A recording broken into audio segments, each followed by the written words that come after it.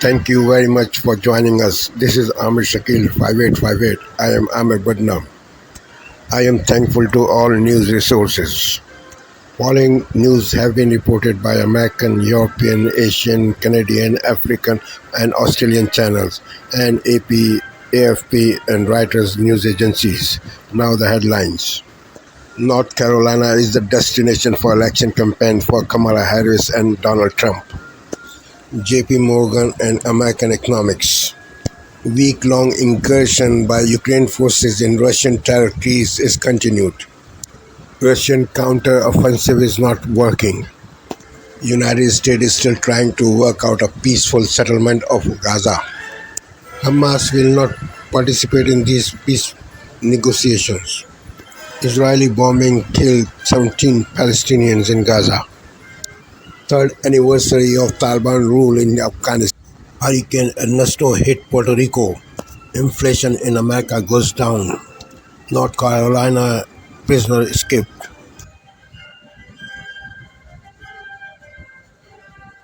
News as we come on the air. Ernesto is now officially a hurricane and growing stronger at this hour. Ernesto slamming Puerto Rico, more than 700,000 customers without power. Expected to grow potentially to a Category 3 hurricane. The new track at this hour, and we're tracking the storms set to move into the Northeast. Also tonight, the major news on the U.S. economy tonight, the fight against inflation. For the first time since early in President Biden's presidency, inflation now slowing to less than 3%. What they're seeing in prices from groceries to cars, and what President Biden said about the good news today. The race for the White House, Donald Trump on the economy tonight, and taking aim at Vice President Kamala Harris. The attacks again turning personal. And the new poll from Pew tonight showing this is a very tight race. Kamala Harris leading Donald Trump by 1 point. The war in Ukraine tonight, the Ukrainian military attacking multiple airfields inside Russia, taking dozens of Russian troops prisoner. Video tonight showing them in a courtyard blindfolded. 200,000 Russians have been forced to evacuate. The devastating attack in southern Gaza on the eve of high-stakes ceasefire talks aimed at trying to halt this war and get the hostages out, and with Iran's threat of retaliation hanging over it all. Back here in the U.S. tonight, the urgent manhunt for an escaped killer who broke free from guards, where they think he could now be. In Russia, another American under arrest tonight, accused of attacking a police officer at a hotel in Moscow. The search for a missing mother in Virginia. Authorities say her husband waiting 5 days before telling police she disappeared. And tonight here, we remember famous Amos, Wally Amos, and his delicious cookies. From ABC News World Headquarters in New York, this is World News Tonight.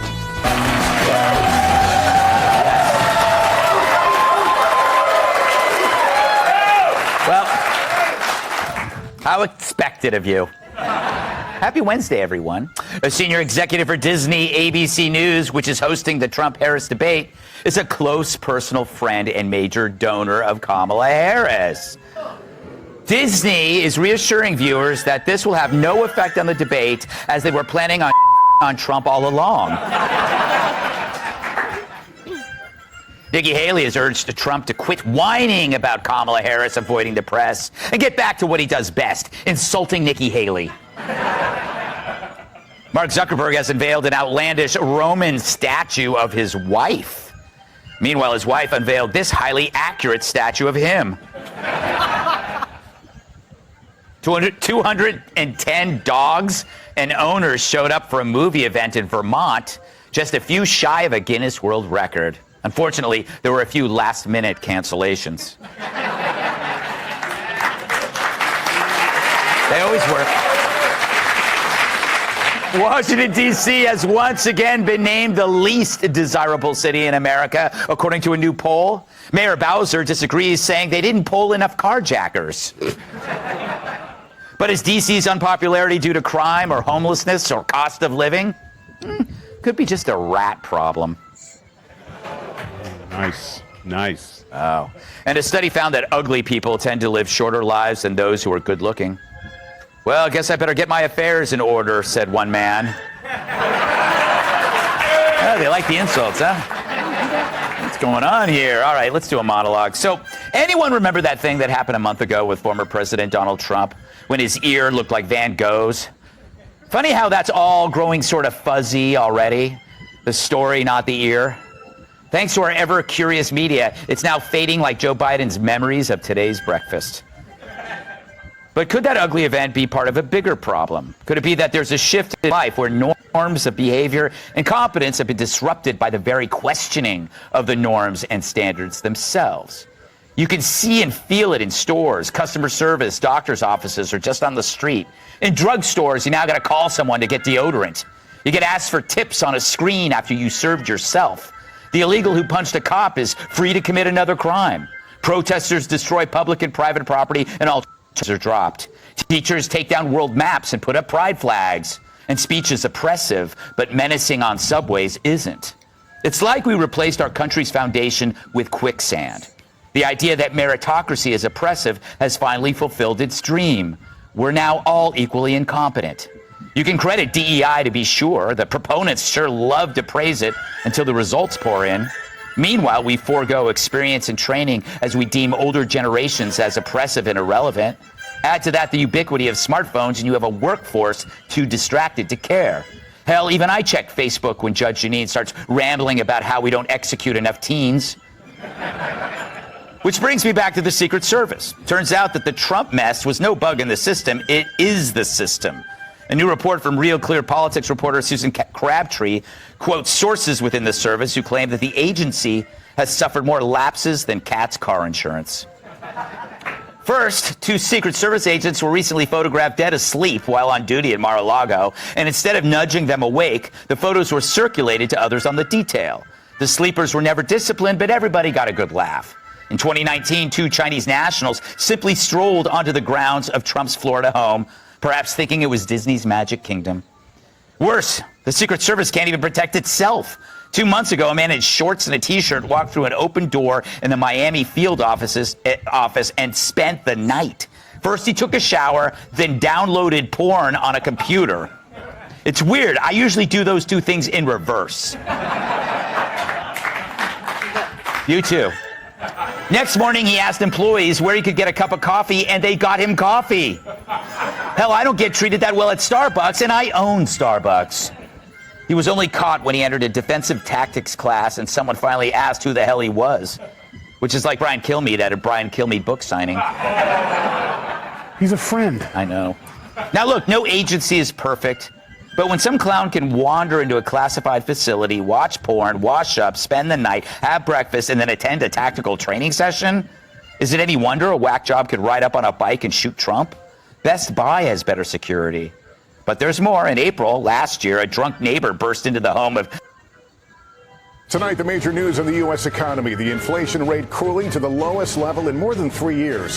The growth in consumer prices in July slowing below 3% for the first time since March 2021. Another sign the worst price spike in 4 decades may be behind us and clearing the way for the Fed to finally cut interest rates when it meets next month. What it means for your money. And that inflation news jolting the race for the White House. Donald Trump in a battleground state taking aim at Kamala Harris on the economy as allies urge him to dial back his insults. Ernesto strengthening into a hurricane after knocking out nearly half the power in Puerto Rico, where the storm is headed next. The manhunt for a convicted murderer in North Carolina now in its second day. The sheriff revealing a personal connection to the escapee, calling him extremely dangerous. Ukraine's shock incursion into Russia gaining more ground. Russian forces digging trenches in their own territory. The alert from the CDC, cases on the rise of a highly transmissible virus that can pose a serious risk to pregnant women. We talked to one mother now in the hospital, her warning to other moms. And around it goes while the world's biggest iceberg is stuck in a spin cycle. This is NBC Nightly News with Lester Holt. Good evening. On this Wednesday night, a terror suspect who might lose his Canadian citizenship.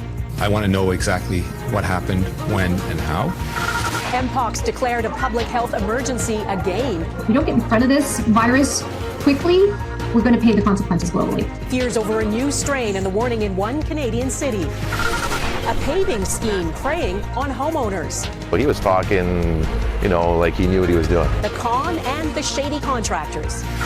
Plus, trying to get chummy with sharks. People are just so happy. They're just amazed they can actually get in the water. Canada's new first-of-its-kind tourist attraction. Global National with Donna Friesen. Good evening and thanks for joining us. Canada's immigration. Welcome to Democracy Now!, democracynow.org, the War and Peace Report. I'm Amy Goodman. Israel's military has issued new evacuation orders for tens of thousands of Palestinians sheltering in Khan Yunis. The latest mass displacement order came as the United Nations warned 84% of the Gaza Strip is under evacuation orders issued by the Israeli army. Earlier today, Israeli assaults across Gaza killed at least 20 Palestinians. This comes as Haaretz is reporting the Israeli army has forced Palestinian civilians to inspect potentially booby-trapped tunnels in Gaza. The use of human shields is forbidden under the Geneva Conventions. In the occupied West Bank, Israeli forces killed 4 Palestinians in an airstrike on the town of Tamun earlier today. Soldiers were filmed seizing the corpses, part of an Israeli military practice of withholding the bodies of Palestinians it kills. A 5th Palestinian was killed during an early morning Israeli raid on the town of Tubas. The UN's humanitarian agency has warned Israel's attack on a UN-run school in Gaza City that killed at least 100 people Saturday was far from an isolated incident. The UN reports it's at least the 21st Israeli strike on a school since early July that have killed scores of civilians, including children. On Tuesday, Algeria called an emergency meeting of the UN Security Council to discuss Israeli attacks on civilians. Riyad Mansour is Palestine's UN ambassador. As the genocide continues, you have a responsibility to react, to save human lives, and preserve the foundations for peace and security for all, not just for some.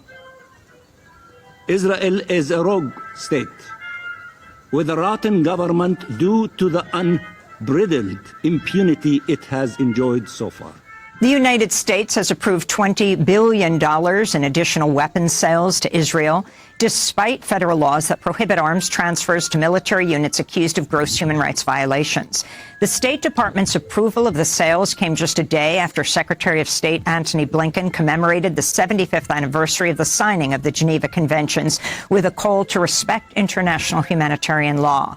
Michigan Congressmember Rashida Tlaib, who's Palestinian-American, wrote in reply, quote, "You supported sending more U.S.-made bombs being used to commit war crimes. The government of Israel bombed hospitals, schools, and tents full of displaced Palestinians. How can you say you are for respecting international human rights laws?" Tlaib asked.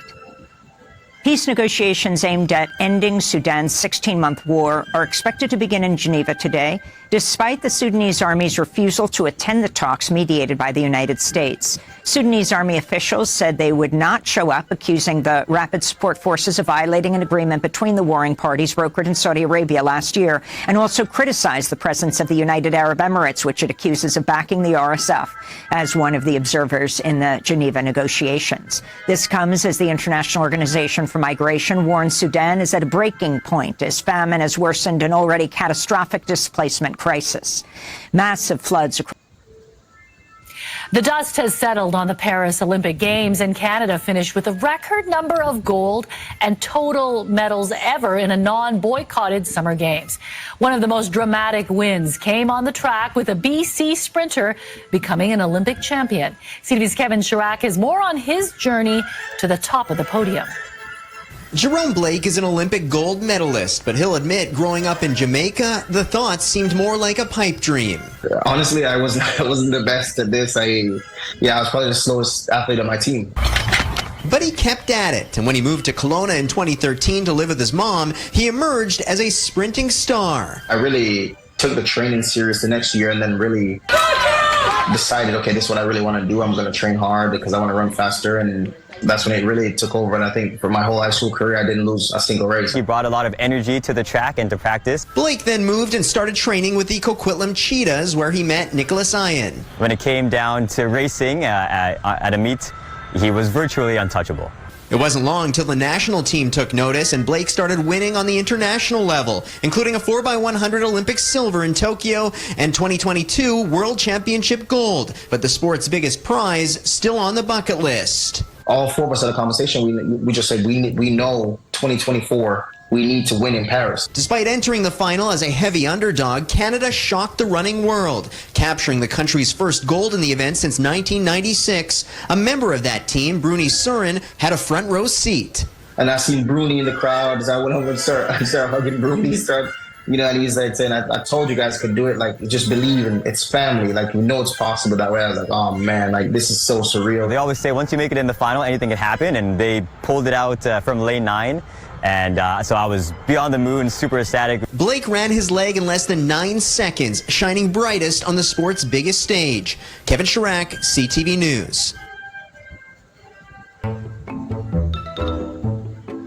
Someone was playing the claw machine and they were looking around like, oh, I want to get this dog. And they're looking at the dog, and all of a sudden they look over and they see eyes staring at them and blinking like, oh no, there's a live animal in our claw machine. I have no idea when the actual groundhog, like how long he was in there. I don't know if he got in that night before and slept there all night, or if when we opened the doors in the morning, he got cold and he came in and got worms. The police came out and they called animal rescue, and then they came with an actual little cage, and they, opened it up, put a glove on, got him out, and then set him free.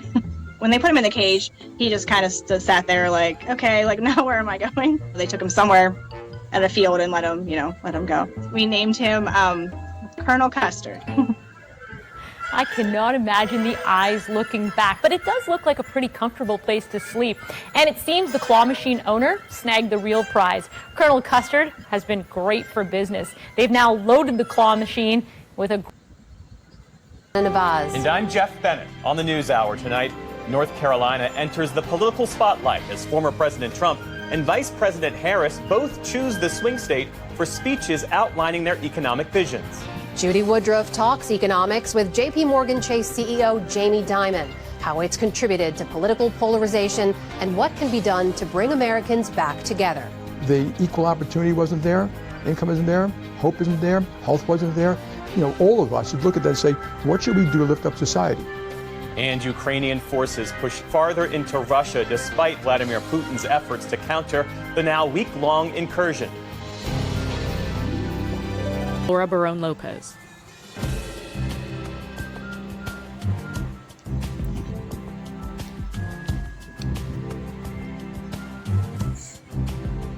I'm Vanessa Ruiz in for Stephanie Tsai with NewsHour West. Here are the latest headlines. Breaking late this evening, Columbia University President Minouche Shafik has resigned effective immediately. She had held the post for just over a year. Her departure comes after months of criticism of her handling of protests on campus over the Israel-Hamas war.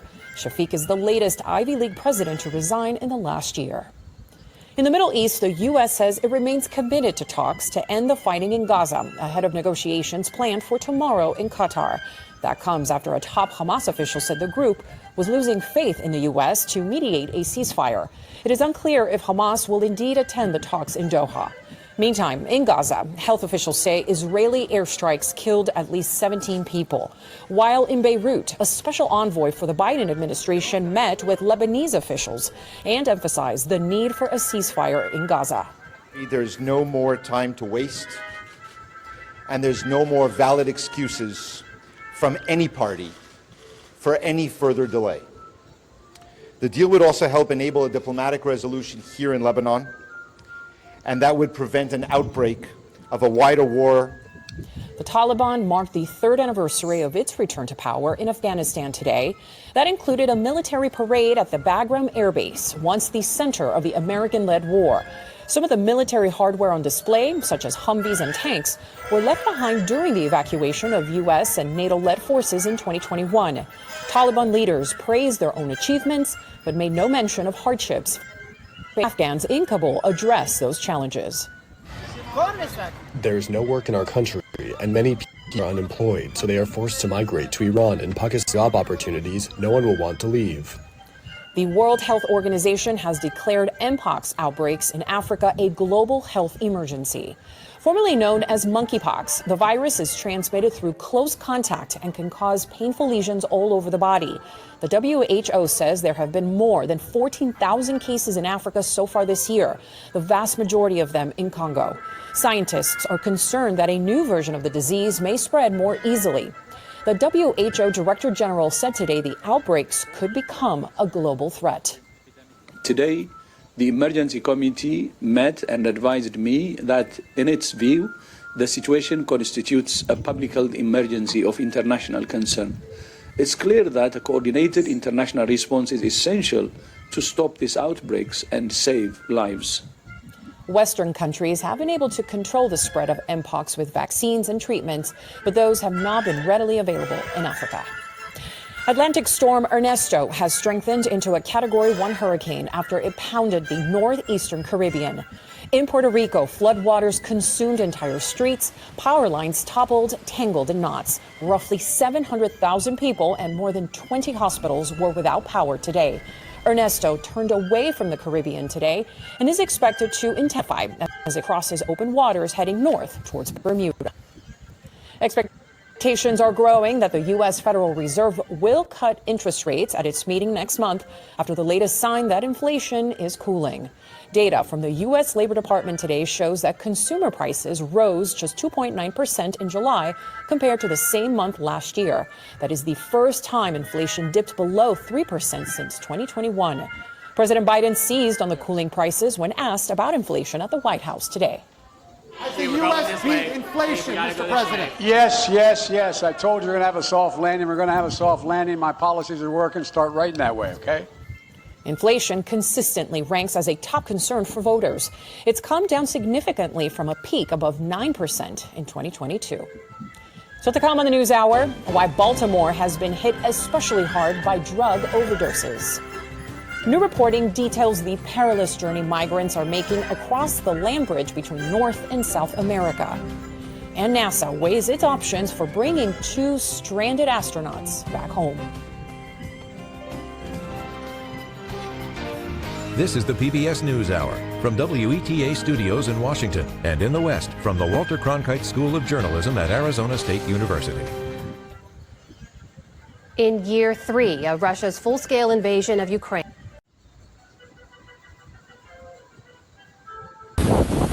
Hurricane Ernesto strengthens after pummeling the Virgin Islands and Puerto Rico, leaving half the storm-battered American territory without power. Life-threatening flash flooding and significant heavy rainfall across these islands. Tonight, more than 120,000 people are without drinking water. Number one concern is the wind damage, flooding, and any impact to the electric infrastructure. Well, the new track of the storm tells us about dangerous conditions expected in Bermuda and along the East Coast. The CBS Evening News starts now.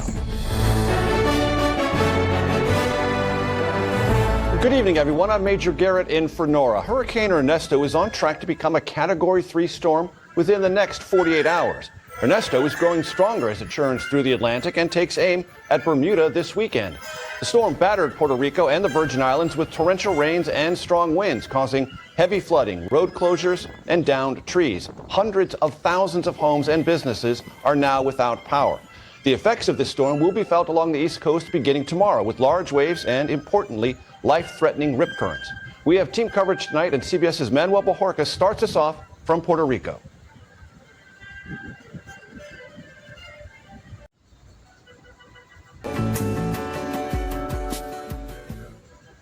I'm Rochelle Harrison-Pless in Sydney. Whether it's an environmental story, business feature or breaking news, I report on the stories that matter from across Australia and New Zealand here on France 24. Rochelle Harrison-Pless, one of the 200 France 24 correspondents around the world. Hello, welcome to Night Watch here on France 24. These are the headlines. Ukraine's invasion of the Russian region of Kursk enters its 8th day. Kyiv taking even more ground in the incursion it says is aimed at creating a buffer zone against border attacks carried out by Moscow's troops. Washington and Doha urges all sides to not undermine ceasefire talks over the war in Gaza. Hopes for a deal dampened after Hamas said it would not attend will take the pulse of the mood among Gazans and Israelis. She was known as an acting legend with a career that spans 7 decades. 3-time Emmy winner and Jury nominee Jenna Rollins has died at the age of 94.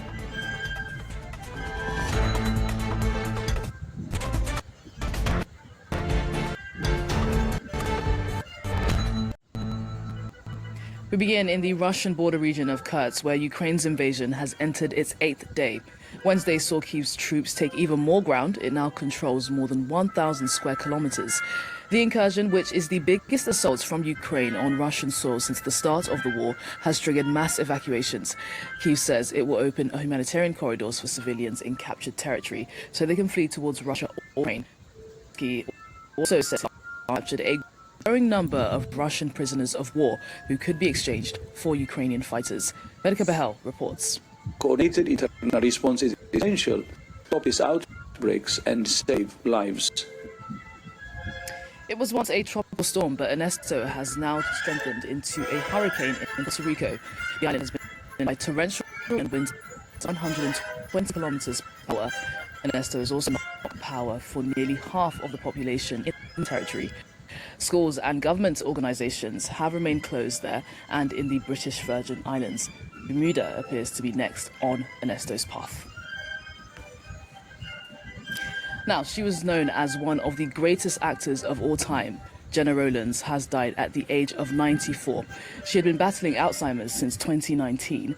In her career that spanned nearly 7 decades, she was the star in groundbreaking movies directed by her husband, John Karavitas, and she later charmed audiences in the tearjerker, The Notebook. Well, let's cross over to Los Angeles to speak to France 24's correspondent, Wasim Cornet. It's great to have you, Wasim. So Rowlands had a credit... 5 years, and quote, she's in full dementia. Jenna Rowlands died at her home in Indian Wells in California on Wednesday. She really was an acting legend. Wasim, thanks so much for that. That's Wasim Cornet reporting there on Jenna Rowlands, who has died at the age of 94. Well, that's it from us. Do stay tuned. There's plenty more to come here on France 24.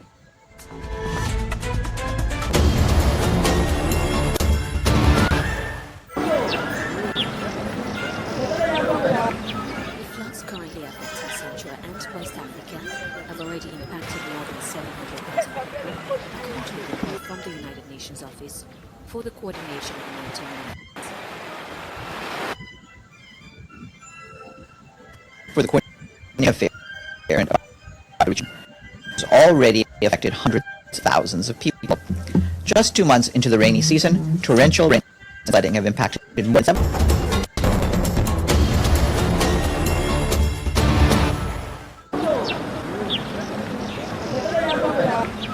Floods currently affecting Central and West Africa have already impacted more than 700,000 people, according to a report from the United Nations Office for the Coordination of Humanitarian Affairs.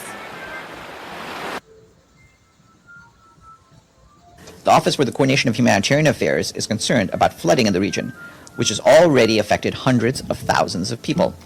Just 2 months into the rainy season, torrential rains and severe flooding have impacted more than 700,000 people in the Central African Republic, Chad, Cote d'Ivoire, the Democratic Republic of the Congo, Liberia, Niger, Nigeria, Mali, and Togo. The UN and our partners are supporting the responses by governments of the region, including with the distribution of food, shelter, and water and sanitation assistance. This year, the Central Emergency Response Fund allocated $10 million to Congo, the Democratic Republic of the Congo, and Niger to respond to emergencies related to climate shocks, including floods. Last Friday, the agency said the flood conditions in Sudan have hindered the delivery of aid to areas where many are already facing hunger and famine. The agency said in a statement that at least 11,000 people in Sudan have been affected by the heavy rains and flooding. Just 3 months old and already an orphan, little Reem Abu Haya was the only member of her family to survive an Israeli airstrike in the Gaza Strip on Monday. A few kilometers away, a man lost his wife and their 4-day-old twins in another strike. Some of the thousands of children who've lost parents in Israel's bombardment of the enclave. There's no one left except this baby. She's 3 months old. Out of 20 people, she's the only one who survived. What did these children do? They were all children and they killed them, 2, 3 and 4 years old. All of them were children. One of many families in mourning across Gaza. 6 months ago, the United Nations estimated the war had left about 17,000 children unaccompanied, a number that has likely grown. The baby was breastfed. Now we'll have to give her formula milk. Since this morning we've been trying to feed her, but she won't accept it because she's used to her mother's milk. The Israeli military claims it tries to avoid harming Palestinian civilians and blames their deaths on Hamas, saying the militants operate in dense residential areas. In the midst of its invasion of Ukraine, Russia is promoting its latest weaponry at a military exhibition outside Moscow. The Defense Ministry says government contracts worth over $55 million have been signed at the Army Forum 2024, including the supply of flamethrower systems, tanks, helicopters, guided missiles and anti-sabotage boats. Russian constructed firearms are more reliable and simple than the Western ones. The ministry says the army will receive more than 500 types of weapons and over 1 million units of munitions. The general concept of our enterprise is the creation of weapons that will be superior to imported analogues and allow us to have advantages on the battlefield. Russian news agency TASS says about 110 official military delegations and foreign companies are attending the forum. It comes as Ukrainian forces say they're advancing deeper into Russia after ramming through the border just over a week ago. The Beach Festival in Morocco has delighted Tangiers residents with a variety of fun activities featuring games suitable for all ages. Children were jumping on trampolines, with some filming selfie videos as music played in the background. The activity village at the festival was the main spot for all children's activities, which also included video games. They made us very happy and I liked the activities they organized. I thank them very much. I thought of bringing my children to the festival because they asked me to take them to the beach and said they wanted to see the festival and see the area. They enjoyed these games a lot and they are very happy. This year marks the 20th festival, which is being held in 6 cities and began in July, running through August 21st. There are many activities and many games that children can play, and when they come here, they are very happy. We notice when they hug and thank us. This is the best feeling, so we go home very happy, thank God. The annual festival that began in 2002 focuses on promoting arts and music. It provides a platform for local talent featuring live performances by Moroccan musicians. It is an added value for artists, whether old or new, to get to know this audience and introduce them to their work. Without this festival, we would not have had the opportunity to get to know this audience. When the week-long festival wraps up, nearly 200 Moroccan artists will have showcased their talents across the festival's many concerts.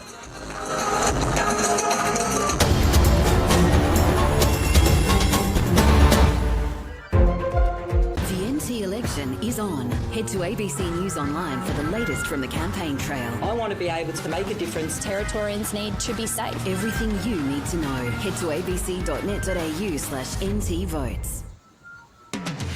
Today, tense scenes in Parliament after the opposition leader again calls for a ban on refugees from Gaza. Stop being racist. Leader of the opposition. Well, it was an offensive and unparliamentary remark that should be withdrawn.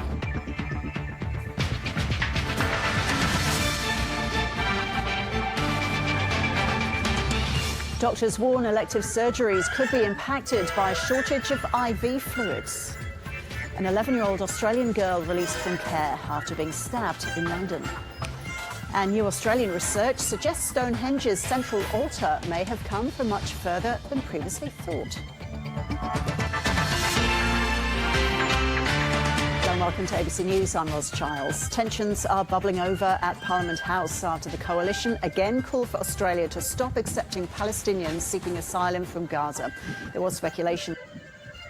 The basic equation for a Democratic presidential victory this year is not rocket science, right? It's pretty much just do what they did in 2020 when President Joe Biden won by more than 7 million votes nationwide, representing 4.5 percentage points and 306 electoral votes to Trump's 232. And what the polling showed over the first 6 months or so this year was that winning formula, the 2020 coalition that had beaten Donald Trump, had started to erode. Biden was not hitting his numbers with several Democratic groups that had supported him in 2020, and Trump was outright winning at least some of them. Now, crucially, Trump also had leads in just about all the battleground states, which is where the elections won or lost, thanks to the Electoral College, and some of those leads were fairly substantial. If you take a look at this Cook Political Report swing state survey back in May, where they polled folks in those states, Trump was up or breaking even against Biden basically everywhere. Pennsylvania, Michigan, Wisconsin, Georgia, North Carolina, Arizona, and Nevada, where he's up by a whopping 9 points. But look at Cook's latest swing state numbers. Same poll, same states. Vice President Kamala Harris has pulled the polling in her direction in every state, taking the lead in 5 of them, even clipping Trump's lead by 6 points in Nevada, which has been the strongest state in this poll, according to the May survey. All these polls, both from May and August, are, let's be clear, very close within the margin of error. But if you look at that data, it does seem to represent a real shift in the race, something we're seeing in other polling as well. Dave Wasserman is a senior editor and elections analyst with the Cook Political Report. He helped oversee this polling. Tatish Inteta is a professor of political science at the University of Massachusetts Amherst, also serves as the polling director there, and they both join me now. Dave, let me just ask you for the sort of top line apple-to-apple comparison. You've got the same poll run a few months apart by the same folks in the same states post the change in the Democratic nominee, and we see something that aligns with most of the data that I've been seeing. What's your take? Well, you don't need our battery of swing state polls to tell that Kamala Harris has far more paths to 270 electoral votes than Joe Biden did. But the biggest difference that stood out to me between our same polls in May and what we just conducted was that among lower engagement voters. Back in May, there was a yawning divide between the voters who were 4 out of 4 in the past 4 federal elections, so showed up to vote in 16, 18, 20, and 22. They supported Joe Biden 49 to 45. Trump was ahead among everyone else 51 to 41. Look at this poll, and Kamala Harris is still up 4 with those highest engagement voters who have the highest levels of civic and institutional trust, up 50 to 46, but she's closed the gap among the lower engagement cohort to just 3 points, 48-45 Trump lead. And what that tells me is that Kamala Harris is a far better pop culture candidate than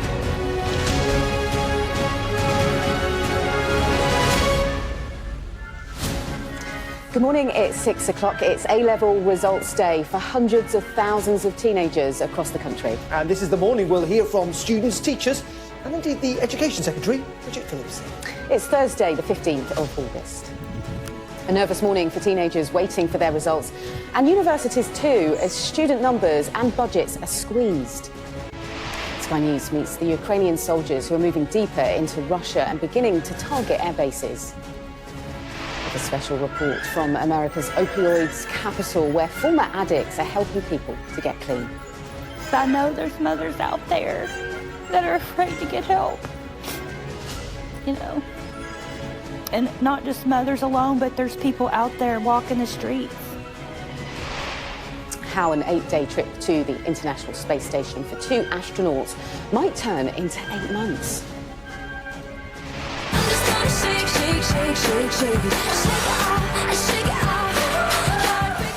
Going back together, Taylor Swift returns to the UK for her first live show since a foiled terror plot. And it is a debut to remember for Kylian Mbappe as he helped Real Madrid win the UEFA Super Cup.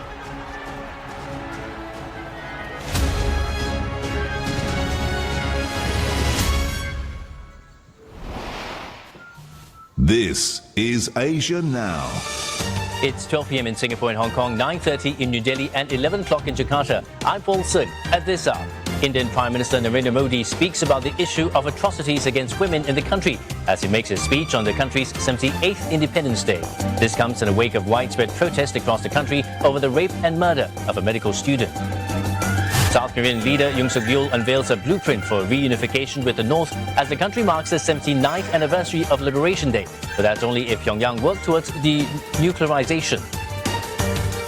Thai lawmakers prepare to elect a new prime minister after the abrupt exit of Seta Thavisin over ethics violations. The vote of his successor is set for tomorrow.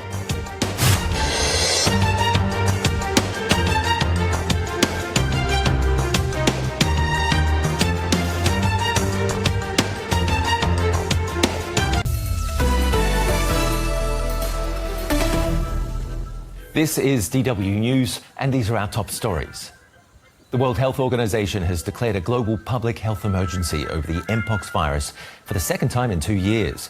It follows an outbreak in several African countries. A new variant of the virus appears to spread more easily through routine close contact. The WHO alert can accelerate efforts to contain the disease, including the distribution of existing vaccines. Ukrainian President Volodymyr Zelensky has discussed the possible creation of a military administration to govern captured Russian territory. Ukraine says its troops have advanced up to 2 kilometers into Russia's Kursk region. NASA officials say they have until the end of the month to decide how to bring 2 American astronauts stuck on the International Space Station back to Earth. Sunita Williams and Barry Wilmore were only supposed to be on the ISS for 8 days, but their return has been delayed due to malfunctions on the Boeing Starliner that brought them there. You're watching DW News from Berlin. There's more on our website, dw.com.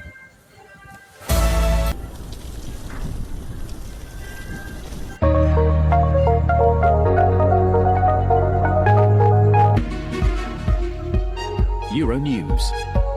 The news. Russia says it put peace talks on hold as Ukraine further advances in Russia's border regions. Freed Russian prisoner Ilya Yashin tells Euronews about his time behind bars.